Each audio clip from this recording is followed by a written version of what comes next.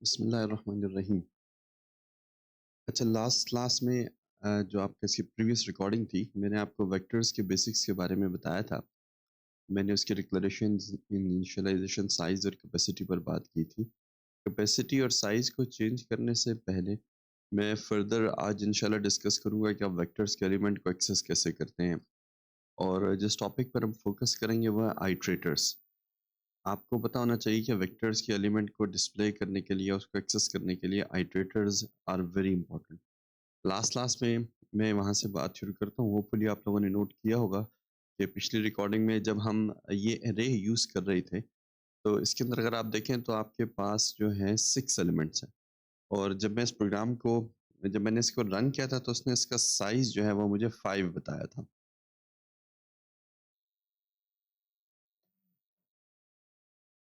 अच्छा, अगर आप देखें, let me show you the output from last class. तो ये देखिए, आप लास्ट में जो आपको vector 5, name of the vector 6 आपको दिखा रहा है, साइज़ भी 5 दिखा रहा है और कैपेसिटी भी 5 दिखा रहा है। तो हमने यहाँ पर, अगर आप देखें, यहाँ पे 6 एलिमेंट्स हैं। इसकी वजह क्या है? मैंने आपसे अर्ज़ की थी थोड़ा-सा आइटरेटर्स और पॉइंटर्स के हवाले से। मैं उसको डिस्कस करने से पहले सिर्फ़ इतना आपको शुरू में थोड़ा-सा बताऊँ, फिर डिटेल से डिस्कस करते हैं। एक्चुअली ये जो पहला है, ये तो स्टार्टिंग वैल्यू का एड्रेस है। और जो सेकंड जो हम एड्रेस हम दे रहे हैं, this is the address of the 5th location. ये जो लास्ट एड्रेस है, दिस इज़ नॉट इंक्लूडेड, ये आपके डेटा में इंक्लूड नहीं होता। आइटरेटर्स इस तरीके से काम करते हैं कि last address is actually beyond the vector, ठीक है? इस चीज़ को एक्सप्लेन करने से पहले let me talk about this कि ये बेसिकली आइटरेटर्स होते क्या हैं। हम थोड़ा-सा आइटरेटर्स के बारे में जान लें, फिर इंशाल्लाह हम उसके ऊपर फर्दर यहाँ पर काम करेंगे कि आइटरेटर्स किस तरीके से काम करते हैं। देखें, आपके पास एसटीएल में जितने भी कंटेनर ऑब्जेक्ट्स हैं, हर कंटेनर ऑब्जेक्ट को एक्सेस करने के लिए उसके साथ आइटरेटर्स पाए जाते हैं। और आइटरेटर्स जो हैं, आम तौर पे आपके पास 2 तरह के होते हैं। एक आपके पास फॉरवर्ड आइटरेटर्स कहलाते हैं, जो उसका नाम बता रहा है कि आपके कंटेनर ऑब्जेक्ट के अंदर डेटा को एक्सेस करने के लिए वो फॉरवर्ड, आगे की तरफ मूवमेंट करते हैं। और दूसरे आइटरेटर्स को कहा जाता है रिवर्स आइटरेटर्स, जो कि आपके कंटेनर ऑब्जेक्ट के अंदर मूवमेंट करने के लिए बैकवर्ड मूवमेंट करते हैं। अब अगर आप वेक्टर्स के साथ आइटरेटर्स के कॉन्सेप्ट समझ जाएं, तो एग्जैक्टली ये कॉन्सेप्ट तमाम एसटीएल के कंटेनर ऑब्जेक्ट्स के साथ जो है अप्लाई होते हैं। आपको सिर्फ वेक्टर्स के साथ समझने हैं, ठीक है? अच्छा, अब देखें, जो फॉरवर्ड आइटरेटर्स हैं, फिर उसके अंदर आपके पास 2 कैटेगरीज़ हैं। एक आपके पास वेरिएबल आइटरेटर्स हैं और दूसरे आपके पास कांस्टेंट आइटरेटर्स हैं। आपको नाम से पता चल गया, वेरिएबल आइटरेटर्स चाहे फॉरवर्ड हो या रिवर्स हो, तो उनके थ्रू आप कंटेनर ऑब्जेक्ट, और हम जिस कंटेनर ऑब्जेक्ट को करंटली डिस्कस कर रहे हैं, दैट इज़ वेक्टर, उसकी वैल्यूज़ को आप चेंज कर सकते हैं। और जो कांस्टेंट आइटरेटर्स हैं, उसके थ्रू आप जो है, जब आप एक्सेस करेंगे तो आप सिर्फ जो है रीड ओनली एक्सेस करेंगे, आप उस वैल्यूज़ को चेंज नहीं कर सकते, ठीक है जी? अब बेसिकली कॉन्सेप्ट होता क्या है? मैं थोड़ा-सा यहाँ पे अपने लिए स्पेस बना लूँ, फिर मैं आपको इस कॉन्सेप्ट के बारे में बताऊँ। देखिए, लेट्स सपोज़ आपके पास दिस इज़ अ वेक्टर, और इस वेक्टर के अंदर आपके पास लेट्स सपोज़ ये लोकेशंस मौजूद हैं, और let me call it a vector V. ये आपके पास वेक्टर वी है। आप देख रहे हैं, लोकेशन 0 है, 1 है, 2 है, 3 है, 4 है एंड 5 है। एक तो इन तमाम लोकेशन को एक्सेस करने की ट्रेडिशनल एरे अप्रोच है, which is V of I, and I will iterate through every location, V of 0, V of 1, V of 2, V of 3, V of 4 and V of 5। यहाँ पर आपके पास डेटा कुछ पड़ा होगा, फॉर एग्जांपल यहाँ पे 50 है, 60 है, 70, 80, 90, 100, ठीक है जी? इस तरीके से आप जो है ना, ट्रेडिशनल एरेज का जो एक्सेसिंग का मेथड है, बिल्कुल वही मेथड जो है, आप जो है वेक्टर्स को एक्सेस करने के भी अप्लाई कर सकते हैं। लेकिन जैसे कि मैंने आपको अर्ज़ की कि ज़्यादा बेहतर तरीका ये है कि आप एसटीएल के कंटेनर ऑब्जेक्ट्स को जो है एक्सेस करें, किसके थ्रू? आइटरेटर्स के थ्रू। आइटरेटर्स, मैंने आपसे ये कहा था कि they are special types of pointers. और बैकएंड पे वो पॉइंटर ही है उनमें, और पॉइंटर में मैंने आपको कॉमन चीज़ ये बताई थी कि आप आइटरेटर्स के ऊपर स्टैटिक का ऑपरेटर लगाकर, यानी जिसको डीरेफरेंस या इनडायरेक्शन ऑपरेटर भी कहा जाता है, आप ओरिजिनल वैल्यू को एक्सेस कर सकते हैं। अब किसी भी आइट्रेटर के साथ जो है वेक्टर या कंटेनर ऑब्जेक्ट के साथ आइट्रेटर की लोकेशन एक्सेस करने के लिए दो बिल्ट इन फंक्शंस होते हैं जिसका आपको पता होना ज़रूरी है। The first one is called begin. जैसे मैं वेक्टर v के ऊपर अगर मैं बिगिन का फंक्शन कॉल करूं, तो ये मुझे याद रखें पॉइंटर नहीं रिटर्न करेगा, ये मुझे आइट्रेटर रिटर्न करेगा टू लोकेशन 0। ठीक है, आप इसको नॉर्मल पॉइंटर की तरह डील नहीं कर सकते। नॉर्मल पॉइंटर में आप कोई भी एड्रेस स्टोर कर सकते हैं। और दूसरा आइट्रेटर जो होता है that is we dot and, आपको नाम से पता चला गया होगा। और वी डॉट एंड जो है आपके वेक्टर या कंटेनर ऑब्जेक्ट की लास्ट लोकेशन के बाद वाला जो बाइट है वो एक्सेस करता है। यानी वी डॉट एंड पे आपने डेटा नहीं पढ़ा होता, आप उस पर डेटा एक्सेस नहीं कर सकते। वो ये बताता है कि यहाँ पहुंचकर आपका वेक्टर खत्म हो गया है। डेटा आपका हमेशा वी डॉट एंड -1 पे पड़ा होता है। तो अगर आपने इस लोकेशन को एक्सेस करना है तो देखें, ये आप ऐसे कर सकते हैं। अगर आप लिखें सी आउट और आप वी डॉट बिगिन लिखें, तो वी डॉट बिगिन आपको ये आइट्रेटर लोकेशन, पॉइंटर नहीं, ये आइट्रेटर लोकेशन एक्सेस करेगा। लेकिन लाइक पॉइंटर, अगर आप वी डॉट बिगिन के ऊपर अगर आप स्टैटिक ऑपरेटर लगा दें तो आपको ये वैल्यू प्रिंट कर देगा। लेकिन अगर आप कहेंगे सी आउट कर दो और मुझे डीरेफरेंस करके दो वी डॉट एंड वाली लोकेशन, तो इस केस में आपको एरर मिल जाएगा। ये बात ध्यान में रखनी है कि दिस इज एन एरर, क्योंकि v dot end is the location beyond the end या beyond the last location of the container object और वेक्टर। मैं बार बार कंटेनर ऑब्जेक्ट का वर्ड यूज कर रहा हूँ कि ये कॉन्सेप्ट तमाम कंटेनर ऑब्जेक्ट्स के स्टिल पे इसी तरह अप्लाई होते हैं। लेकिन हम चूंकि यहाँ पे वेक्टर्स को पढ़े हैं, हाँ, अब मुझे अगर पीछे वाला एलिमेंट चाहिए तो जिस तरह आप पॉइंटर्स पे अरिथमेटिक करते हैं इसी तरह आप इस पे भी कर सकते हैं। अगर आपको एलिमेंट चाहिए लास्ट वन, तो you can do this we dot and -1 को अगर आप डी रेफरेंस करें तो फिर आपको ये वाली लोकेशन इस कोड की मदद से मिल जाएगी। ठीक है जी। इसी तरह वी डॉट बिगिन जो है वो अब आपको जो है ना ये वाली लोकेशन नहीं, बल्कि सॉरी मुझे कहना चाहिए कि ये वाली वैल्यू आपको डिस्प्ले करके देगा। और इसी तरह वी डॉट बिगिन जो है आपको ये वाली वैल्यू जो है वो डिस्प्ले करके देगा, विच इज 50 एंड 100। तो वी डॉट बिगिन और वी डॉट एंड को दैट का थोड़ा सा यहाँ पे कोड में देखते हैं और फिर हम देखते हैं how what multiple ways do we have available for accessing the iterators और for displaying the contents of your vector. अच्छा, let me start from here. ये लास्ट टाइम मैंने साइज कैपेसिटी का एक मेथड बनाया था। तो लेट्स सपोज यहाँ पर मैं यहाँ पर एक आइट्रेटर बनाता हूँ। तो आइट्रेटर बनाने के लिए आप आइट्रेटर, मैंने आपसे कहा हर कंटेनर के साथ अपना आइट्रेटर आता है। और आप आइट्रेटर किसके लिए बना रहे हैं? आप आइट्रेटर बना रहे हैं वेक्टर्स के लिए। तो आपको सबसे पहले उसकी डेटा टाइप जो है वो बतानी है। जैसे आप वेक्टर डिक्लेयर करते हैं, वेक्टर उसको हमें इंटीजर वेक्टर के लिए बना रहे हैं। ठीक है जी। इसके करने के बाद एक इंटीजर वेक्टर को बनाने के बाद, और चूंकि हमने यहाँ पे वो नहीं लगाया यूजिंग नेम स्पेस एसटीडी, तो हमें एसटीडी इसके बारे शुरू में बताना पड़ेगा। आप आइटरेटर बनाते वक्त यहाँ पर स्कोप रेजोल्यूशन ऑपरेटर अप्लाई करते हैं। स्कोप रेजोल्यूशन ऑपरेटर के बाद आप अपने आइटरेटर की टाइप्स बताते हैं। आपके पास चार तरह के आइटरेटर्स हैं। Normal iterator which is the forward iterator, आपके पास रिवर्स आइटरेटर है, आपके पास कांस्टेंट फॉरवर्ड आइटरेटर है और कांस्टेंट रिवर्स आइटरेटर। ये चार तरह के आइटरेटर्स आपके पास पाए जाते हैं। Late me start with a simple iterator. मैं यहाँ पर एक आइटरेटर बनाने के लिए मैंने आइटरेटर का, और अब मैं आइटरेटर का नाम दूंगा। ठीक है, आइटरेटर का नाम फॉर एग्जाम्पल हो गया आईटी। सही। अब इस आईटी की मदद से आप जो है उसकी मुख्तलिफ लोकेशंस को एक्सेस कर सकते हैं। फॉर एग्जाम्पल अगर मैं कहूँ I T is equal to V dot begin, तो ये मुझे, जैसे मैंने आपसे अर्ज की, कि आपको स्टार्टिंग लोकेशन दे देगा। ठीक है। अगर फॉर एग्जांपल मैं इस वैल्यू को डिस्प्ले करना चाहूँ तो मैं कह सकता हूँ कि सी आउट कर दो first value in vector through iterator. ये लिखने के बाद आप स्टैटिक आईटी करें तो आपको वहाँ पर बड़ी वैल्यू मिल जाएगी। ठीक है। इस तरह अगर आपने लास्ट लोकेशन एक्सेस करनी है वेक्टर के अंदर, तो उसके लिए भी आप आइट्रेटर्स का यूज़ कर सकते हैं। लेकिन मैं डायरेक्ट आइट्रेटर को इस्तेमाल करने के बजाय यहाँ पर पहले आपको लास्ट वैल्यू इन वेक्टर थ्रू आइट्रेटर, यहाँ पे लेट मी डबल कोट, और यहाँ पे मैं स्टैटिक ऑपरेटर के थ्रू इसको डीरेफरेंस करूंगा। किसको?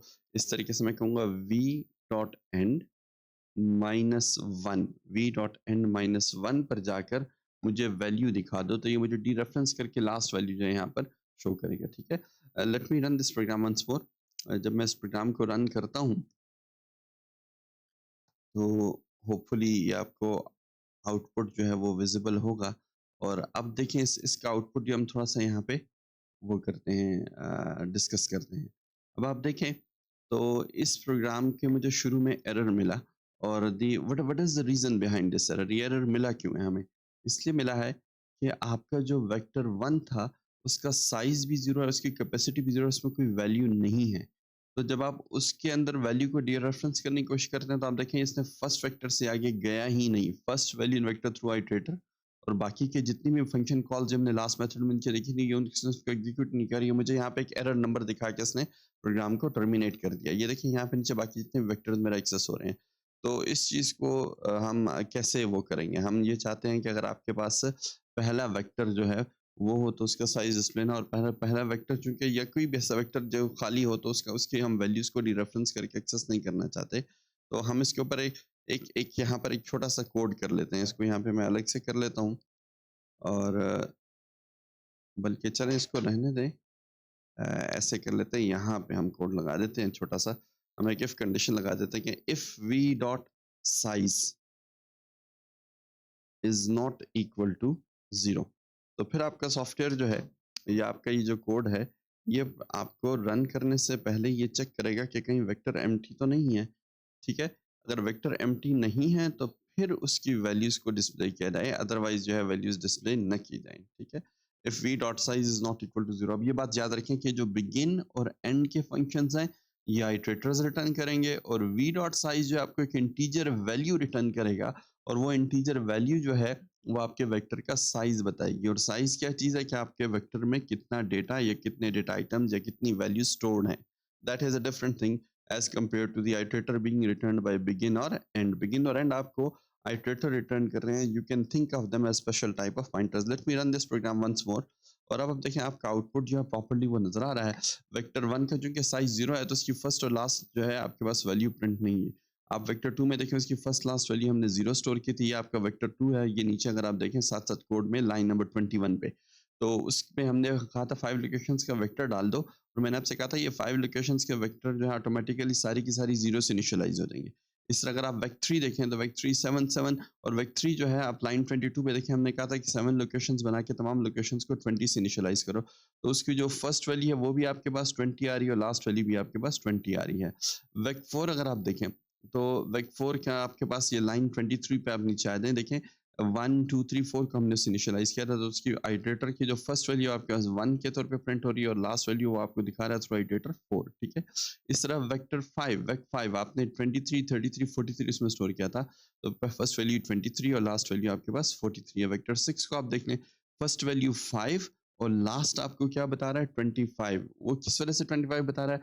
बिकॉज़ कि अगर आप लाइन 27 पे आएँ, तो आप array प्लस 5 जो है वो एलिमेंट 30 को पॉइंट कर रहा है। और वेक्टर बनाते हुए अगर आप आइटरेटर देते हैं, इस तरीके से आपको पॉइंटर के एड्रेस देते हैं, तो this turns into a pointer, and the ending pointer या ending iterator is actually the location which is not part of your vector. ये ऑटोमैटिकली उससे एक लेस लोकेशन का जो है आपके पास डेटा लेता है। तो अगर आपने इसको भी करेक्ट करना है, तो let me close this code, console output. और यहाँ पे इसका मतलब ये है कि हमें +6 देना होगा, ताकि ये इसका मतलब ये है कि ये एंडिंग लोकेशन है beyond the last value in vector, और उस लोकेशन की वैल्यू मेरे वेक्टर में इंक्लूडेड नहीं है, तो अभी आपका आउटपुट ठीक हो जाएगा। दूसरा यहाँ पर थोड़ा-सा मैं इसको विज़िबल करने के लिए थोड़ा-सा मैं यहाँ पे एक स्पेस डाल दूँ, ताकि हमें प्रॉपर्ली जो है आउटपुट साथ-साथ अलग से नज़र आए। Let me run this program once more. अगर हम इसको दोबारा रन करें, तो अभी आप देखें आपका आउटपुट 1 2 3 की तो आपको समझ आ गया, लेकिन when I get down to which vector I am talking about, I am specifically interested in vector 6 7 and 8। तो ये जो आपके वेक्टर 6 7 एंड 8 हैं, ये किस तरीके से बने हैं, और इस दफ़ा उसमें क्या चेंजेस आई हैं? होपफुली आपको वो पॉइंट क्लियर हो गया होगा यहाँ से देखने के बाद। अगर आप देखें तो आपके पास नीचे वेक्टर 6, इस दफ़ा अगर आप देखें उसकी लोकेशंस भी 6 बता रहा है। क्योंकि आपने जो एंडिंग आइटरेटर है वो आपने लाइन 27 पे array plus 6 after the last value ने array दिया है, ठीक है? तो वो उसने सारी वैल्यूज़ आपके पास पूरी 6 की 6 वैल्यूज़ भी उठाई हैं, और साथ-साथ आपको ये बता रहा है कि first value in vector is 5 and last is 30। अब वेक्टर 7 6 की कॉपी थी, तो उसकी भी फर्स्ट वैल्यू 5 और लास्ट 30, और 8 7 की कॉपी थी, तो आपके अब देखें उसकी भी फर्स्ट वैल्यू 5 और लास्ट वैल्यू आपके पास 30 है। ठीक है जी? अच्छा, अब using these concepts we will learn how to display the values or access the values stored inside the vector. इसके लिए मैं करंटली इसको कमेंट कर रहा हूँ इस कोड को। Late me right a new function. हम एक नए फंक्शन से स्टार्ट लेते हैं जिसमें हम वेक्टर्स की वैल्यूज को हम डिस्प्ले करना चाहेंगे। होपफुली आपको बिगिन और एंड की समझ आ गई। तो बिगिन और एंड देखें, यहाँ पर आपके पास ये जो मैंने एक वेक्टर बनाया, मैं जाने से पहले एक वेक्टर और यहाँ पे बना लूँ। ऊपर वाला वेक्टर मैंने अलग से किया ताकि आपको थोड़ा सा फ्लेवर मिल जाए। अगर मैं यहाँ पे कहूँ कि लेट्स सपोज, बल्कि मुझे थोड़ा सा नाम चेंज कर लेने दें। Let me call this I T B for I T begin, और एक मैं एक और आइटरेटर बनाता हूँ एंड के लिए। वेक्टर के लिए बना रहा हूँ तो आप वेक्टर लिखेंगे, डेटा टाइप इंटीजर, और आइटरेटर बनाने के लिए स्कोप रेजोल्यूशन ऑपरेटर। देखिए, यहाँ पर मैं आपको एडवाइस ये करूँगा कि वीडियो पॉज करके आइटरेटर बनाने का जो जो सिंटेक्स है बहुत आसान है, इसको जहन में थोड़ा सा याद कर लें, फिर आपको इंशाल्लाह इशू नहीं होगा। स्कोप रेजोल्यूशन के बाद जो है आपने आइटरेटर बनाया है, तो आइटरेटर के लिए आपको रिजर्व्ड आइटरेटर देना, वर्ड्स नॉर्मल आइटरेटर, और एक मैंने आइटरेटर बना लिया I T E for the ending iterator. ठीक है। अच्छा, और मैं इसको यहीं पे इनिशियलाइज़ ही कर देता हूँ। ऊपर आप देखिए मैंने उसको नेक्स्ट लाइन में इनिशियलाइज़ किया, इसको यहाँ पे आप डायरेक्ट इनिशियलाइज़ भी कर सकते हैं। Late me call it we dot and, और इस दफ़ा मैं यहाँ पे डिस्प्ले करूँगा फर्स्ट और last value in the vector by using the ITB and static ITE -1। वही काम है फंक्शन की बजाय मैं उसको आइटरेटर में स्टोर करके कर रहा हूँ। Let me run this program, अगर इसमें कोई एरर ना हो तो। अच्छा, ये हमने वेरिएबल का नाम चेंज नहीं किया। Late me change it again, let's run it again. और चूंकि हमने कोड को कमेंट किया हुआ है तो हमें पहले कोड को डीकमेंट करना पड़ेगा ताकि हम इस आउटपुट को देख सकें। इसको जल्दी से हम डीकमेंट कर देते हैं, और अनकमेंट करने के बाद हम let me run this program again. तो आप देखें आपके पास वही आउटपुट पहले की तरह ही आ रहा है। आपको तमाम आइटरेटर्स का साइज और कैपेसिटी, जैसे कि हमने पिछले उसमें देखा था रिकॉर्डिंग में, कि size zero, capacity zero, size zero, capacity, और साथ साथ अब फर्स्ट और लास्ट वैल्यू भी आपको शो हो रही है 21 4 23 43 5 30 so on and so on. ठीक है जी।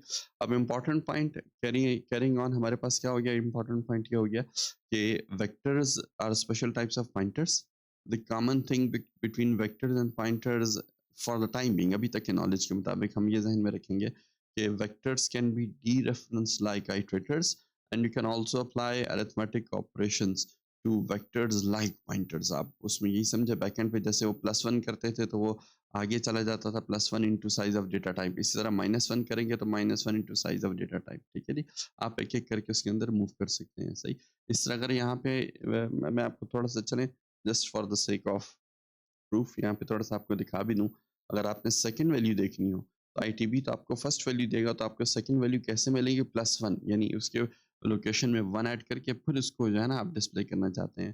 तो लेट्स सपोज अगर मैं इसे कहूँ कि यार show me the second value in vector, तो मैं अगर इस प्रोग्राम को अभी रन करूँ तो होपफुली अब आप देखें हर वेक्टर्स के साथ जो है, ये पहला वाला तो साइज 0 है तो उसमें कुछ डिस्प्ले नहीं हुआ, इसमें फर्स्ट सेकंड और जो लास्ट वैल्यू है वो आपके पास 0 0। अब आपको 3 वैल्यूज़ नज़र आ रही हैं। इस आउटपुट में देखिए नेक्स्ट वाले में वेक्टर 3 जो है आपका, इसमें 7 7 है और 20 20 20। ठीक है।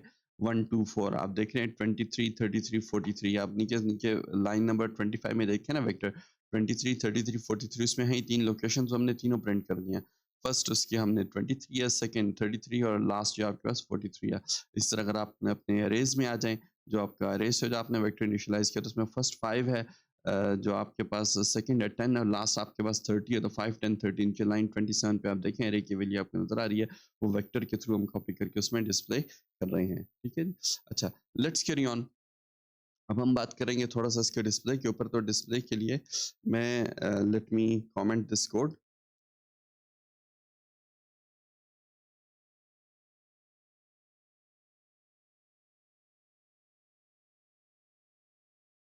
और let me include a code for displaying the values of the vector. अब वेक्टर्स की वैल्यू को डिस्प्ले करने के लिए आपने देख लिया कि कई तरीके हैं।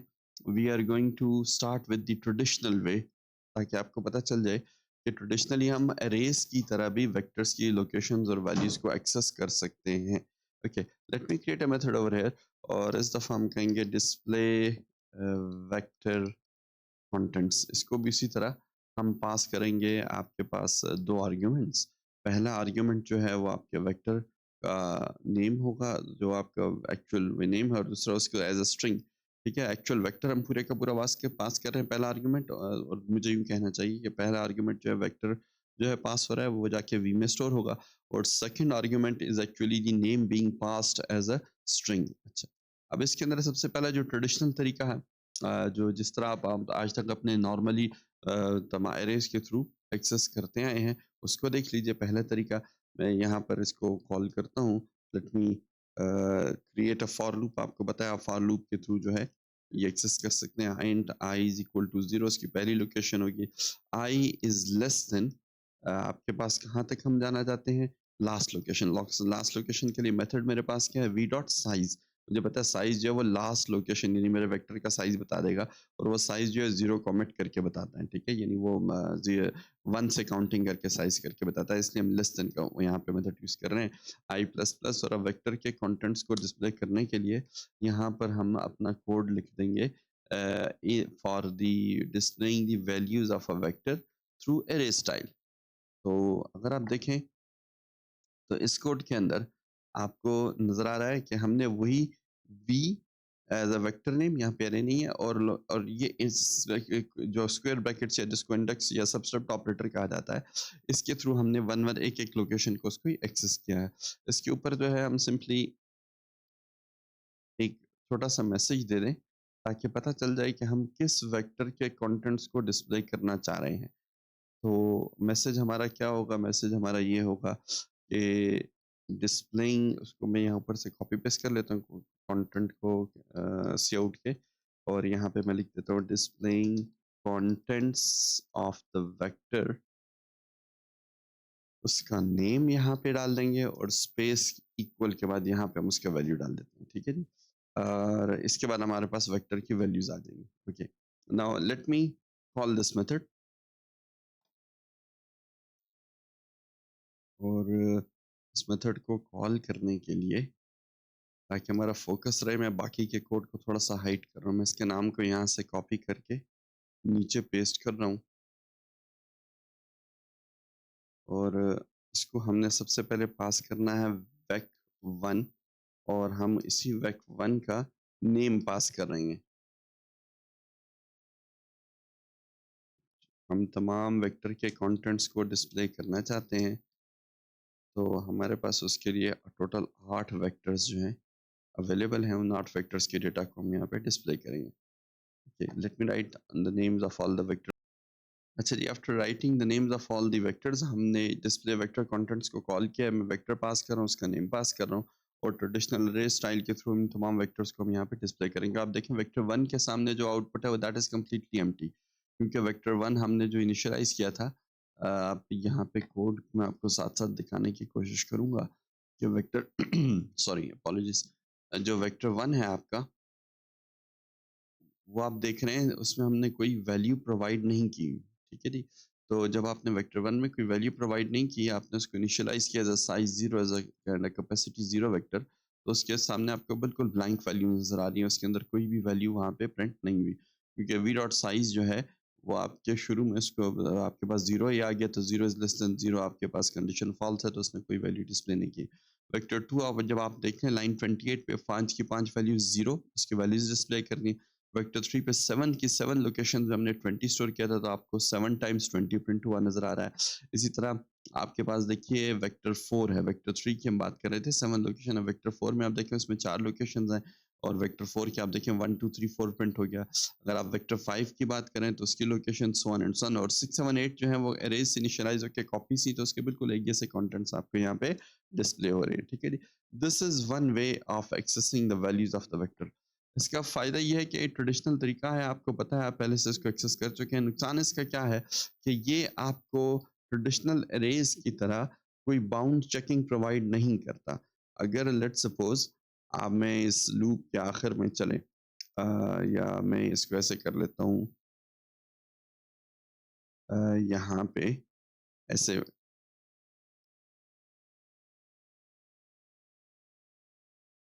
एक टैब देकर, बल्कि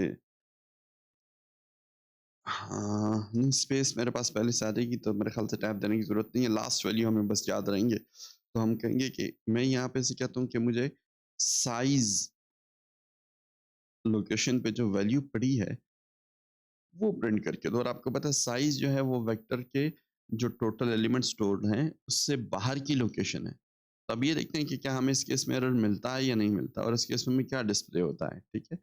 मैं इसको प्रोग्राम को रन कर रहा हूँ। तो अगर आप देखें displaying the contents of the vector वेक1, और वेक1 के केस में जो है, चूँकि उसमें कोई वैल्यू नहीं पड़ी, तो फिर इस वज़ह से हमें थोड़ा-सा एरर मिल गया। तो हमें वेक1 जो है उस केस में ये लूप बेसिकली रन नहीं होना चाहिए था। अच्छा, हम यहाँ पर एक कर्ली ब्रैकेट लगाना भूल गए। अच्छा, चलिए late me run it again. Okay, let me debug it. मैं जल्दी से देखता हूँ कि इसमें हमारे पास एरर कहाँ। अच्छा जी, तो देखिए यहाँ पर मैंने वी डॉट साइज़ जो है, या वी डॉट साइज़ प्लस 1, अगर आप इन दोनों केसेस में रन करें, तो आपको ये प्रोग्राम जो है वो एग्ज़ीक्यूट जो है रिटर्न हो रहा है, लेकिन it's not giving you a proper message. आपके पास कोई प्रॉपर मैसेज यहाँ पर नहीं आ रहा है। इसके अलावा बाज़-ओ-क़ात केसेस में अक्सर होगा कि ऐसे भी हो, ये पॉसिबिलिटी है कि आपको ये वैल्यू उस लोकेशन से जाके डिस्प्ले भी कर दे। तो ये आपको प्रॉपर बाउंड चेकिंग प्रोवाइड नहीं करता। बाउंड चेकिंग जो है वो आपको बाकी मेथड से मिलेगी, वो जब हम आगे जाके देखेंगे बाकी के मेथड्स, तो वो उस पर हम बात करेंगे कि कैसे आप उनकी मदद से बाउंड चेकिंग कर सकते हैं। Okay, this was your first way of accessing the values of the vector by using the traditional array style. अच्छा, now let's talk about iterators. अगर हम आइटरेटर्स की मदद से करना चाहें तो यही काम, तो फिर हम कैसे करेंगे? आइटरेटर्स आपको, जैसे मैंने बताया कि first of all you have to declare an iterator. तो आइटरेटर को डिक्लेयर करने के लिए, जो जिस कंटेनर के लिए आप आइटरेटर बना रहे हैं, पहले आप उसका उस आप श्योर श्योर मेक श्योर करेंगे कि उसकी डेटा टाइप दें उस कंटेनर की। इस केस में हमारे पास कंटेनर ऑब्जेक्ट जो है वो आपके पास है वेक्टर। तो let me right over here vector, और वो इंटीजर टाइप की वैल्यूज ले रहा है, ठीक है? और इसके बाद आइटरेटर बनाने के लिए दोबारा स्कोप रेजोल्यूशन ऑपरेटर डालेंगे। बस ये एक नई चीज इसमें आ गई, आपको दोबारा से आइटरेटर स्कोप रेजोल्यूशन ऑपरेटर देना पड़ता है आइटरेटर का रिजर्वर डालने से पहले। अब जो है आप अपना आइटरेटर यहाँ पे डिफाइन कर सकते हैं। आईटी आइटरेटर के थ्रू आप वेक्टर, जैसे मैंने आपको बताया था, उसकी तमाम लोकेशंस को एक बाय वन करके आप एक्सेस कर सकते हैं। आपका यही लूप है। यहाँ से मैं ये इंट हटा दूंगा, और बेसिकली हम अब यहाँ से एक्सेस करेंगे बाय यूजिंग आइटरेटर। तो आइटरेटर जो है वो आपको उसकी स्टार्टिंग लोकेशन वेक्टर की उसमें आपने स्टोर करनी है, मेक श्योर करना है। अब आप आइटरेटर में नहीं देखें, आप वी डॉट बिगिन लिख रहे हैं। वेक्टर की स्टार्टिंग लोकेशन इसको आप इनिशियलाइज करेंगे। आप कहेंगे कि भाई आइटरेटर जो है should move until you reach to the last location. तो लास्ट लोकेशन आपको मैंने अभी थोड़ी देर पहले बताया, वो वी डॉट एंड से मिलेगी, और आइटरेटर को आप क्या करें, इंक्रीमेंट करते रहें। अब इस iterator they act like a special pointer, तो आप इसको डीरेफरेंस करके आप वैल्यूज को डिस्प्ले कर सकते हैं, ठीक है जी? Let me run this code, और लेट्स सी द आउटपुट। आपको देखो तमाम वैल्यूज जो हैं वेक्टर की, जैसे पहले डिस्प्ले हो रही थी वैसे भी ये डिस्प्ले हो गई। ये आपके पास एक और तरीका आ गया। अच्छा, जैसे आप नॉर्मल उसमें करते थे, फॉर लूप में आप इंटीजर लिखते थे, बेसिकली आइटरेटर की ये टाइप है। तो आप चाहें तो यहाँ पर भी ये टाइप इस तरीके से डिफाइन कर सकते हैं। इस तरीके से आप अभी भी आपका लूप जो है इसी तरह काम करेगा। और अगर आप चाहें तो सी प्लस प्लस 11 का जो एडवांस वर्जन जो आपकी स्मार्ट है, यहाँ पे आप डायरेक्ट ऑटो भी यूज़ कर सकते हैं, लेकिन इनिशियली मैं आपको ये एडवाइस नहीं करूँगा ऑटो को यूज़ करते, क्योंकि आपको ऑटो के यूज़ की वजह से एक्चुअल आइटरेटर की डिक्लेरेशन कहीं ना कहीं काम आ जाती है, तो आपको वो सिंटेक्स भूल जाएगा। तो शुरू में आप प्रैक्टिस करते हुए मैं स्ट्रांगली सजेस्ट यही करूँगा कि आप नॉर्मल आइटरेटर्स के थ्रू इसको डिक्लेयर करके एक्सेस करें, ऑटो का कीवर्ड यूज़ ना करें। ऑटो कीवर्ड आपको पता है ऑटोमेटिकली असाइन होने वाली वैल्यूज़ के मुताबिक जो है आपकी डेटा टाइप जो है वेरिएबल की डिटरमाइन कर लेता है। Okay, let's see one more way. मैंने आपको बताया था कि आइटरेटर्स जो हैं वो 2 तरह के हैं ना, एक कांस्टेंट आइटरेटर्स और एक नॉर्मल आइटरेटर्स। तो ये अब मैं एक फॉरवर्ड आइटरेटर बनाया है, जो कि आपके वेक्टर के अंदर फॉरवर्ड मूवमेंट कर रहा है। तो फॉरवर्ड मूवमेंट करने के लिए हमने एक वेरिएबल फॉरवर्ड आइटरेटर बनाया। वेरिएबल क्यों है? क्योंकि इसकी मदद से आप जो है लोकेशंस के अंदर चेंजेस कर सकते हैं। Late me show it you how. For example, अगर मैं ये कहूँ कि आइटरेटर को एक्सेस करने से पहले उसके हर वैल्यू को 0 से इनिशियलाइज़ कर दो, यानी उसको 0 इनिशियलाइज़ कर दो। आईटी देखिए, ये आपको बताया कि स्टैटिक आईटी जो है आपके पास आइटरेटर को एक्सेस करेगा, और ये मैंने आपके अरिथमेटिक असाइनमेंट ऑपरेटर यूज़ किया है। आप चाहें ऐसे लिखें या चाहें आप इसको ऐसे लिखें। ये राइट साइड पे मैं कमेंट में कोड लिख रहा हूँ, जिसको अगर किसी को कन्फ्यूजन हो, तो दोनों कोड्स आपको पता है, दे वर्क द सेम। आपके पास पूरे का पूरा इटरेटर 0 से इनिशियलाइज़ होके जो है वो प्रिंट हो जाएगा। तो व्हेन आई रन इट, तब देखें आपके पास तमाम के तमाम वेक्टर जो है 0 प्रिंटेड है। यानी ये this is a variable iterator. इसकी मदद से आप कंटेनर के अंदर पड़ी हुई वैल्यूज़ को चेंज कर सकते हैं। अगर आपका मकसद कंटेनर की पड़ी वैल्यूज़ को चेंज नहीं करना, सिर्फ़ एक्सेस कर करके डिस्प्ले करना है, तो it's always a good idea to create a constant iterator, ठीक है? अगर यहाँ पर कांस्टेंट आइटरेटर बनाने के लिए all I have to do is to include the constant iterator, ठीक है? मैं यहाँ पर आइटरेटर की जगह इसको अगर कॉन्स्ट कर दूँ, अब अगर मैं रन करूँगा, ये कोड जो है ये मुझे एरर दे देगा, क्योंकि कांस्टेंट आइटरेटर जो है वो वैल्यूज़ को चेंज नहीं कर सकता, परमानेंट चेंज उसमें नहीं ला सकता।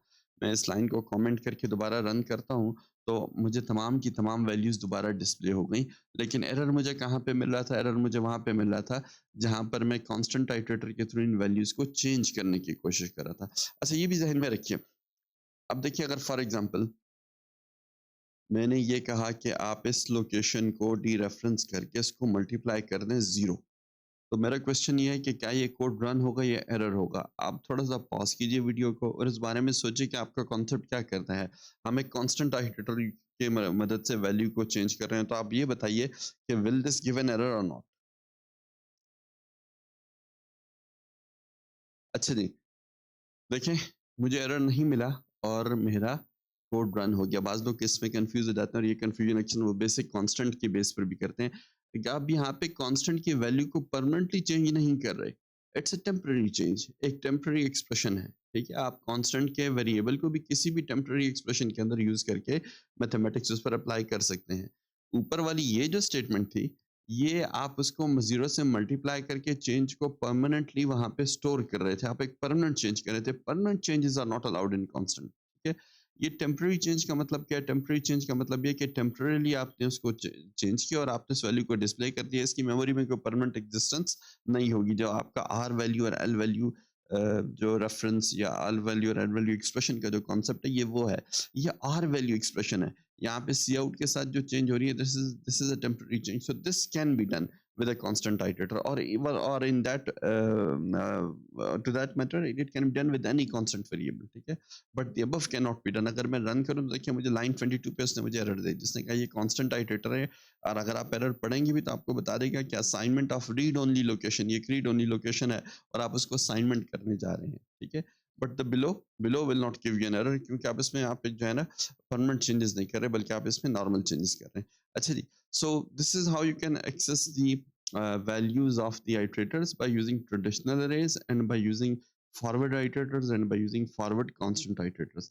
आपको कंटेनर ऑब्जेक्ट्स जो हैं, तकरीबन तमाम कंटेनर ऑब्जेक्ट्स एक और बहुत इंटरेस्टिंग आइटरेटर प्रोवाइड करते हैं, which are called reverse iterators. तो रिवर्स आइटरेटर्स को भी आप उसी तरह बनाते हैं। जिस देखिए, ये बात याद रखें, आइटरेटर बनाने के लिए पहले जिस ऑब्जेक्ट बना रहे हैं उस ऑब्जेक्ट की टाइप आपने लिखना मस्ट है। हमने चूंकि अभी तक एसटीएल का एक ही कंटेनर ऑब्जेक्ट पड़ा है, वेक्टर, हम उसी पे बात कर रहे हैं, तो मैंने वेक्टर की टाइप ही लिखी थी। स्कोप रेजोल्यूशन के बाद अब मैं आइटरेटर बनाऊंगा, और आई am talking about reverse iterator. Reverse iterator जो है वो आपके जो कोड में आपको बैकवर्ड मूव करके देगा। रिवर्स आइटरेटर थोड़ा सा अलग तरीके से काम करेगा। ये उसी तरह काम करता है जैसे आपका फॉरवर्ड आइटरेटर काम करता है, लेकिन आपके पास यहाँ पे रिवर्स आइटरेटर के वर्ड के बाद मैंने फॉर एग्जांपल इसको नाम दे दिया आर आई टी, ठीक है जी? और इसके साथ जो फंक्शन, अब वी डॉट बिगिन भी इसके साथ यूज़ कर सकते हैं, कोई इशू नहीं है। लेकिन आपके इसके साथ प्रॉपर जो फंक्शन यूज़ होंगे वो आर बिगिन और आर एंड, ये 2 मेथड्स जो हैं। तो ये आपको रिवर्स में, और आप जो important point to be noted over here is plus plus. आप प्लस प्लस करके आप वही कॉन्सेप्ट के ज़रिए, उसी कॉन्सेप्ट के ज़रिए से आप जो है आप अपने वेक्टर में बैकवर्ड मूविंग करेंगे। आर बिगिन और R end, let me show it you bit कि ये हम किस तरीके से इसको हम कर रहे हैं। तो अगर आप देखें, let me start a new, मुझे थोड़ी सी यहाँ पे मैं स्पेस क्रिएट कर लूँ। अच्छा, ये देखें, अगर आपका आइटरेटर जो है, ये लेट्स सपोज आपका वेक्टर है, और ये इसके अंदर मौजूद लोकेशंस हैं। आपके पास लोकेशन 0, 1, 2, 3, 4, 5 एंड 6 वेक्टर वी में। तो आपका जो नॉर्मल आइट्रेटर है वो वी डॉट बिगिन यहाँ से शुरू करेगा और ऑल द वे आपको मूव करके लेके जाएगा up to the last location +1 जगह पे, और यहाँ आपका वी डॉट एंड होगा इस जगह पे, ठीक है? इसी तरह जो आपका रिवर्स आइट्रेटर है, वो उसमें उसके लिए आप यूज़ करते हैं रिवर्स आइट्रेटर में वेक्टर डॉट आर बिगिन। तो आर बिगिन जो है वो इस लोकेशन को रिवर्स ऑर्डर में पॉइंट करेगा, लास्ट लोकेशन को, और आपको बैकवर्ड आपके वेक्टर के अंदर मूव करेगा, आपको इस डायरेक्शन में लेके जाएगा, ठीक है? और उसी तरह नॉर्मल आइट्रेटर की तरह जब वी डॉट आर एंड आप कॉपी करेंगे तो that will be one location prior to the zeroth location, ठीक है? यानी आर डॉट आर एंड जो है वो यहाँ पे पॉइंट कर रही होगी इस जगह पे, जहाँ पे आपका वेक्टर शुरू हो रहा है उससे 1 बाइट पहले, उससे एक लोकेशन से पहले का बाइट जो है, यानी अगर ये इंटीजर वेक्टर है तो 4-4 बाइट्स हैं, तो इससे पहले वाली लोकेशन के 4 बाइट्स हैं, उसके पहले बाइट को आर एंड जो है वो पॉइंट कर रहा होगा। तो आर बिगिन रिवर्स आइटरेटर जो है आपको इस डायरेक्शन में मूव करेगा, और जो नॉर्मल फॉरवर्ड आइटर है वो आपको फॉरवर्ड डायरेक्शन में मूव करेगा, इस बात को ज़हन में रखिएगा। ओके जी, let's get back to the code and see what happens. अब जो है हम अपने रिवर्स आइटरेटर को यूज़ कर रहे हैं, तो let me change the output of अरे, let me call it displaying contents of the vector this in reverse order, ठीक है? इसको इस तरीके से हम कह देते हैं कि हम रिवर्स ऑर्डर में अब अपने कंटेंट्स को डिस्प्ले करना चाहते हैं, ठीक? तो आपके पास आप देखें आपका सब कुछ उसी तरह चल रहा है। RIT, इसको मैं RIT कर देता हूँ और यहाँ पे भी जो वैल्यू मैं डिस्प्ले कर रहा हूँ वो RIT के थ्रू कर रहा हूँ, ठीक? रिवर्स ऑर्डर में begin are begin, reverse begin शुरू करो लास्ट लोकेशन से, एक्चुअल लास्ट लोकेशन की वैल्यू से, और आर डॉट एंड से लेस, मुझे पता है कि ये मेरी फर्स्ट लोकेशन के बियॉन्ड निकल जाएगा, तो मुझे फर्स्ट रिवर्स ऑर्डर में अब मेरे वेक्टर्स जो हैं वो प्रिंट होने चाहिए। तो लेट्स रन दिस कोड। अच्छा, वेक्टर 1 उसमें 0 और 20, 20, 20, तो ये तो सेम वैल्यूज़ आपको समझ नहीं आएगी। लेकिन अगर आप वेक 4 को देखें, तो आप लाइन 34 पे इनके देख रहे हैं, इसमें जो स्टोर्ड वैल्यूज़ हैं, दे आर 1, 2, 3, 4, और आपका आउटपुट क्या मिल रहा है? 4, 3, 2, 1।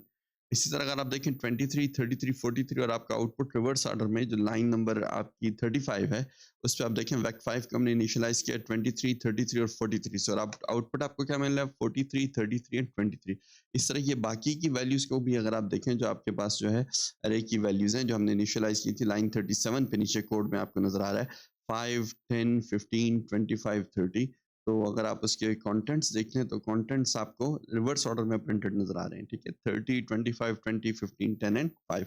तो it's a very useful iterator अगर आपने रिवर्स ऑर्डर में अपने वेक्टर के कंटेंट्स को एक्सेस करना हो, तो ये ऑप्शन आपके पास available. Since it's a variable reverse vector, तो आप इसमें इसकी मदद से वेक्टर में चेंजेस भी कर सकते हैं। जैसे अब यहाँ पे देखिए मैं तमाम के तमाम को इनिशियलाइज करता हूँ 0 से, और फिर उन वैल्यूज़ को डिस्प्ले करता हूँ।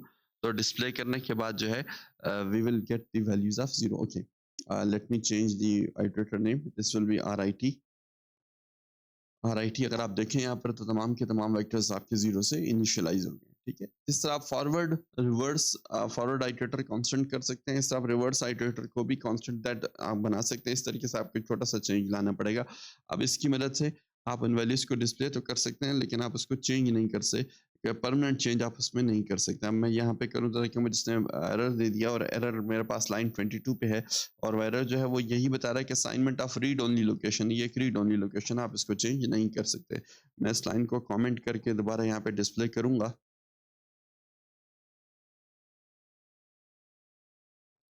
अच्छा जी, अगर आप देखें तो अभी आपके पास रिवर्स ऑर्डर में आप यूजिंग कांस्टेंट आइटरेटर जो है इसको डिस्प्ले कर रहे हैं, और आपका आउटपुट जो है उसी तरह रिवर्स ऑर्डर में डिस्प्ले हो रहा है, ठीक है? लेकिन आपने यूज़ क्या किया? आपने यूज़ किया आप कौन सा आइटरेटर? Constant reverse iterator. तो आपके पास फॉरवर्ड आइट्रेटर्स और रिवर्स आइट्रेटर्स आपके पास मौजूद हैं। फॉरवर्ड आइट्रेटर्स को सिंपली आइट्रेटर्स कहा जाता है, रिवर्स आइट्रेटर्स को रिवर्स अंडरस्कोर आइट्रेटर के नाम से यूज़ किया जाता है। और आप उसमें वेरिएबल भी हो सकते हैं और वो आपके पास कांस्टेंट भी हो सकते हैं। आप नॉर्मल वेक्टर की मदद से भी आप उसके डेटा को डिस्प्ले कर सकते हैं। अच्छा, after this let me tell you about one more method for displaying the values. और वो यूज़फुल मेथड जो है आपके पास विदाउट आइट्रेटर्स भी आप इस्तेमाल करते हैं, बल्कि वो करती है विदाउट आइट्रेटर्स हैं। और वो आपको थोड़ी-सी बाउंड चेकिंग, जैसे मैंने आपको थोड़े से पहले बाउंड्री चेकिंग के बारे में बताया, प्रॉपर बाउंड्री चेकिंग प्रोवाइड करता है। कैसे? Let me show it to you. वो वाला उस मेथड के लिए हमें चूँकि रिवर्स आइट्रेटर की ज़रूरत नहीं, आइट्रेटर्स की भी ज़रूरत नहीं। तो let me first change this displaying contents of the vector name। और ओके, ये आपका चेंज हो गया। अब मैं सिंपली फॉर लूप लिख रहा हूँ, for int i is equal to 0, I is less than v dot size I plus plus। और इस दफ़ा I'm going to use a built-in method provided with the vectors called at। at को आप कोई iterator नहीं देते, बल्कि at को आप लोकेशन देते हैं कि इस लोकेशन पे पड़ी ही वैल्यू को मुझे प्रोवाइड कर दो, इस लोकेशन पे पड़ी वैल्यू मुझे डिस्प्ले कर दो। ठीक है? इस तरीके से जो है आप at की मदद से डेटा को एक्सेस करते हैं। अच्छा, ओके। यहाँ पे मैं इस प्रोग्राम को वंस अगेन रन करता हूँ। तो अगर आप देखें, okay, let me give give a bit of a space, sorry मैं यहाँ पे बाद में स्पेस देना भूल गया, ताकि थोड़ा-सा हमारा आउटपुट जो है वो रीडेबल हो जाए।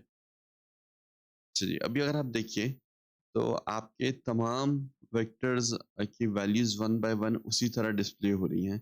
और ऐट में और इससे पिछले मेथड्स में फ़र्क ये था कि पिछले मेथड जो थे वो आइटरेटर्स के थ्रू काम कर रहे थे, ऐट सिंपली लोकेशन नंबर पे काम कर रहा है। साइज़ और ऐट ये दोनों याद रखें, ना आइटरेटर रिटर्न करते हैं और ना आइटरेटर लेते हैं। साइज़ जो है वो एक इंटीजर वैल्यू रिटर्न कर रहा है और ऐट भी एक इंटीजर वैल्यू ले रहा है in terms of locations.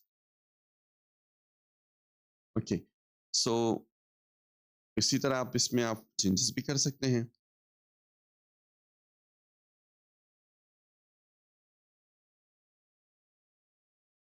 For example मैं ये कहता हूँ कि उसमें पड़ी वैल्यूज़ को जो है आप जो है उससे 0 से इनिशियलाइज़ कर दें या 0 मल्टीप्लाई करके और फिर आप उसको डिस्प्ले करें।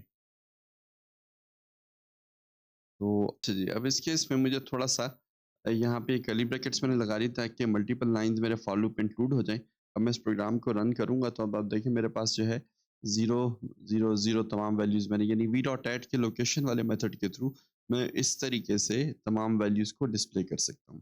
ओके, वन लास्ट थिंग यहाँ पर अगर हम डिस्प्ले करना चाहें something beyond the size of the array, ठीक है, या वेक्टर, सॉरी। तो उसको हम यहाँ पे साइज, फॉर एग्जांपल मुझे पता है कि यहाँ पे जाके मेरा वेक्टर ख़त्म हो गया, तो मैं अगर मैं इस लोकेशन पे पड़ी ही वैल्यू रिटर्न करूँ और इस कोड को मैं रन करता हूँ, तो अगर आप देखें, let me show you the code, this is properly handled code. और let me show you the code. आपके पास यहाँ पर एक ऐसा मैसेज मैं हाइलाइट कर रहा हूँ, आउट ऑफ रेंज। जावा में और पाइथन में ये एरर जो है आउट ऑफ बाउंड्स के नाम से आमतौर पर आता है।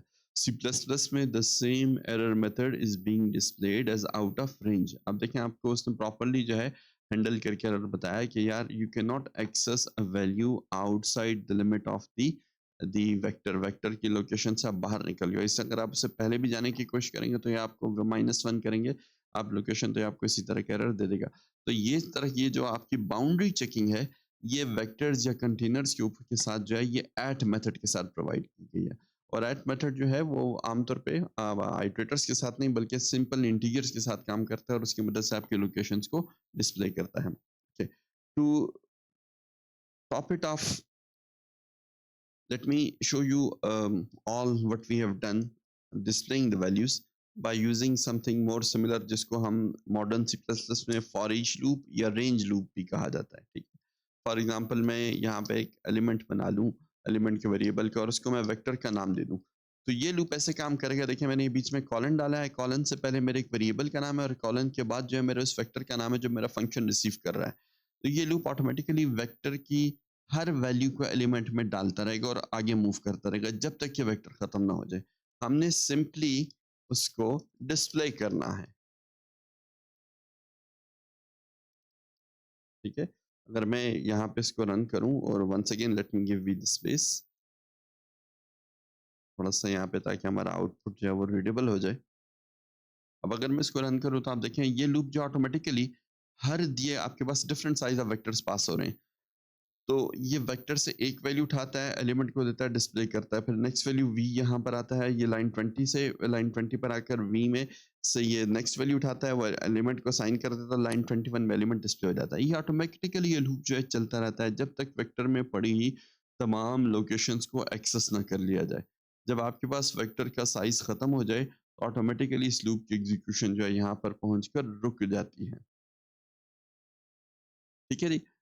But the question is it's a very very convenient way आपको नज़र आ रहा है, ठीक है? आप यहाँ पर जो है अगर कि वेक्टर की टाइप के बारे में श्योर भी नहीं है तो इंटीजर के बजाय आप सिंपली ऑटो भी यूज़ कर सकते हैं, ठीक है? और ऑटो के केस में भी आपको पता है ये लूप इसी तरह रन होगा। लेकिन I am coming back to my question, what if I want to change the value stored in the vector by using the for each loop? वो मैं कैसे करूँगा? इसलिए कि ठीक है आपको वेक्टर से वैल्यू तो मिल गई लेकिन वो वैल्यू एक नए वेरिएबल में बन के मिल रही है। अगर आप ओरिजिनल वेक्टर की वैल्यू चेंज करना चाहें और एक इंतहाई कन्वीनिएंट लूप है, तो क्या आपको इस लूप को छोड़ना पड़ेगा? क्या इसमें कोई तरीका नहीं? तो मैं ये सजेस्ट करूँगा कि थोड़ी देर के लिए वीडियो को पॉज़ करें और सोचें। आपके बेसिक कॉन्सेप्ट्स में इस सवाल का जवाब आप कर सकते हैं।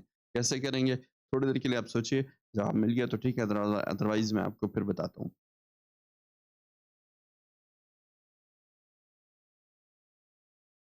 अच्छा जी, देखें, आपको पता है बाय रेफरेंस जो है वो जब आप एक रेफरेंस क्रिएट करते हैं तो that becomes a second name for the existing memory location. तो बाय रेफरेंस अगर मैं इसको रन करूं तो मुझे कोई एरर नहीं मिला, वैल्यूज डिस्प्ले हो गई, ठीक? और मैं उन वैल्यूज को चेंज कर सकता हूं, सही? Let me write two loops here to prove what I am saying over here. Let's suppose मैंने कहा कि एलिमेंट मल्टीप्लाइड बाय इक्वल 0 और मैं यही लूप दोबारा रन करके इन वैल्यूज को डिस्प्ले करता हूं, तो लेट्स सी व्हाट हैपेंस। अब देख रहे हैं कि आपके वेक्टर्स की ओरिजिनल वैल्यू सारी की सारी चेंज होगी, उनको हमने जीरो से इनिशियलाइज कर दिया क्योंकि आपने बाय रेफरेंस जो है आपने रेफरेंस क्रिएट कर दिया। तो reference simply second name for an existing memory location. तो जो वेक्टर का एक एलिमेंट मिल रहा था, आपने उसके लिए यहाँ पे एक सेकंड नेम जब क्रिएट कर लिया तो फिर आप उसकी वैल्यूज को यहाँ पे आप चेंज भी कर सकते हैं बाय यूजिंग दिस लूप। तो reference elements are very useful in this case. और क्योंकि आपके पास फॉर ईच या फॉर ये जो रेंज वाला लूप है, इसकी आपको कन्वीनियंस भी आपको अवेलेबल रहती है और साथ-साथ जो है आप ओरिजिनल वैल्यूज़ को भी चेंज कर सकते हैं। अच्छा जी, after seeing how to display all these different values of vectors, मैं यहाँ पे थोड़ा-सा आपको इंट्रोड्यूस करना चाहूँगा फंक्शन टेम्पलेट्स कैसे। अभी तक देखिए मैंने जितने भी वेक्टर्स बनाए वो इंटीजर के बनाए। लेट्स सपोज़ मेरे यहाँ पर एक और वेक्टर आ गया और let me create a vector 9 over here. In fact late me give it a different name. मैं एक करैक्टर वेरिएबल को स्टोर करने वाला वेक्टर बनाना चाहता हूँ। Let me call it vowels और मैं इसके अंदर अपने वॉवल्स स्टोर करूँगा। आपको पता है वॉवल्स जो हैं ए, ई, आपके पास आई है और ओ एंड यू, ठीक है? ये आपके पास 5 कैरेक्टर्स हैं जो कि वॉवल्स नामी वेक्टर के अंदर स्टोर हो गए। मैंने यूनिफॉर्म इनिशियलाइजेशन को यूज़ किया, मैंने इक्वल का साइन यूज़ नहीं किया, तो ये ऑटोमेटिकली मेरे वॉवल्स के अंदर जो है साइज़ 5 का वेक्टर बन जाएगा और ये 5 के 5 कैरेक्टर्स के अंदर स्टोर हो जाएंगे। अच्छा, now if I want to pass it और चले मैं एक और भी बल्कि बना लेता हूँ। यहाँ पे let me create one more.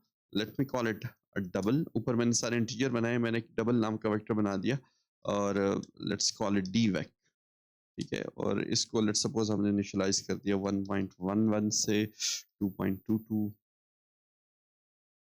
और 3.21। कुछ वैल्यूज़ जो हैं मैं इसको रैंडमली दे रहा हूँ,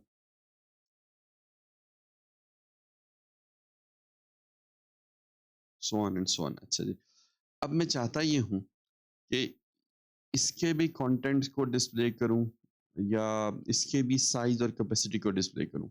तो मैं सिर्फ़ कंटेंट्स पे करके क्यों दूँगा, आपको साइज़ कैपेसिटी को आप खुद ही कर सकते हैं। तो आप सिंपली एक तो तरीका ये है कि आप वो फंक्शन ओवरलोडिंग पढ़ें।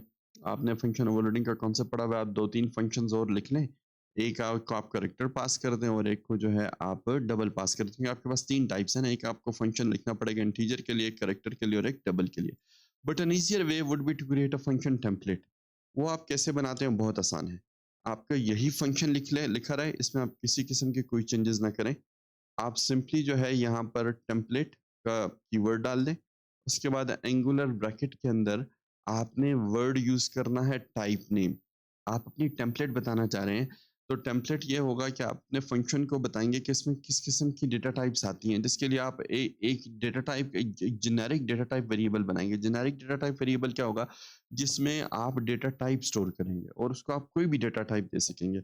आमतौर पे बुक्स में इसके लिए ज़्यादातर जो है उसके लिए टी का वर्ड यूज़ होता है, लेकिन मैं यहाँ पर टी के बजाय प्रॉपर नेम उसको डेटा टाइप का देना चाहता हूँ, ताकि हमारा कॉन्सेप्ट थोड़ा-सा बन जाए, ठीक है?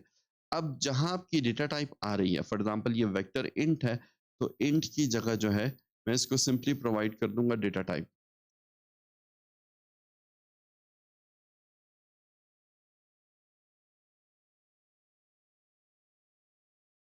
ठीक है?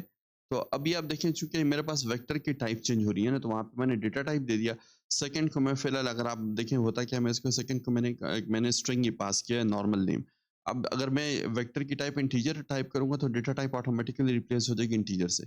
जब मैं कैरेक्टर पास करूँगा तो ऑटोमैटिकली डेटा टाइप जो है it will be replaced by character, और जब मैं डबल पास करूँगा तो automatically it will be replaced by double, without writing any special code. मुझे सिंपली ये एक लाइन लिखनी है और मेरा फंक्शन जो है फंक्शन टेम्पलेट में कन्वर्ट हो गया, ठीक है? अब यहाँ पे भी आप इसी तरह, अब आपने उसके एलिमेंट को एक्सेस करने के लिए इंट के बजाय डेटा टाइप का वर्ड आप यहाँ पे यूज़ कर सकते हैं,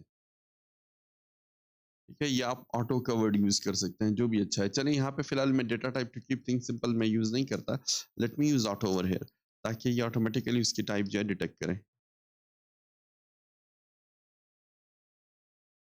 late me run this program, और प्रोग्राम तो आपका रन हो रहा है, लेकिन और इसकी एक्चुअल कंटेंट्स दिखाने के लिए मैं ये वाला लूप फिलहाल यहाँ से हटा रहा हूँ। Let me just simply display the contents, और let me call this display vector contents for the newly created vectors as well. आपने आखिर में एक वेक्टर बनाया है vowels के नाम से।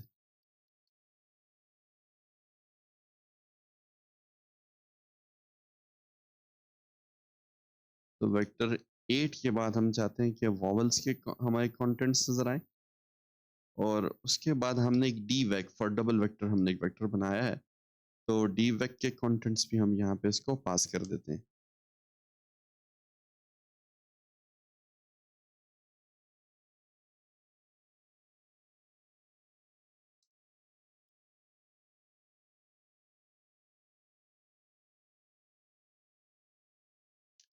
Now let me run this program. Or you can see, okay, my output now contains values from all different types of vectors. ये 1 से लेके 8 तक आपके पास सारे इंटीजर्स हैं।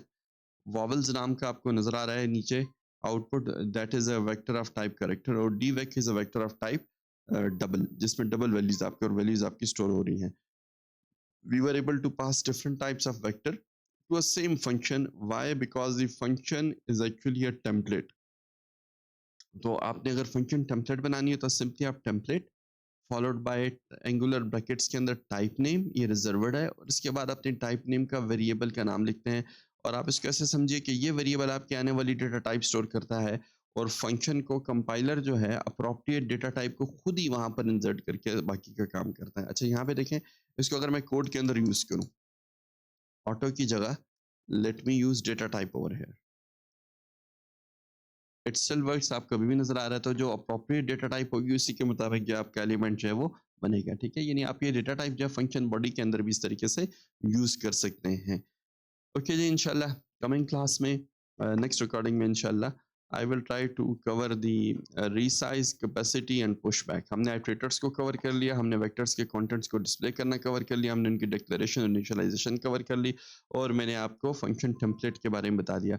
मैंने डिस्प्ले कंटेंट्स का फंक्शन टेम्पलेट बनाया, आप कोशिश कीजिए कि डिस्प्ले साइज एंड कैपेसिटी का फंक्शन टेम्पलेट बनाए, और कोड मैं इसका आपके साथ शेयर नहीं करूंगा, कोड आपने खुद इसको टाइप करना है ताकि आपकी प्रैक्टिस हो जाए। थैंक यू जी, बहुत शुक्रिया।